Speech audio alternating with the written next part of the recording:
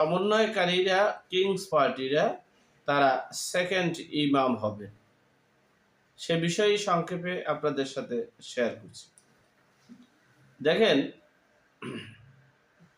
মুক্তিযুদ্ধ অর্থাৎ তাদের ভাষায় হচ্ছে এটা যুদ্ধ, আর এই যুদ্ধে স্বাধীন করেছে তারা।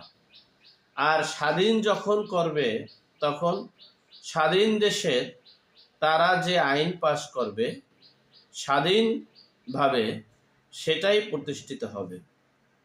এখানে কে দাড়ি রাখলো কে রাখলো না, কে মাওলানা কে মুফতি, এটা দেখার বিষয় না।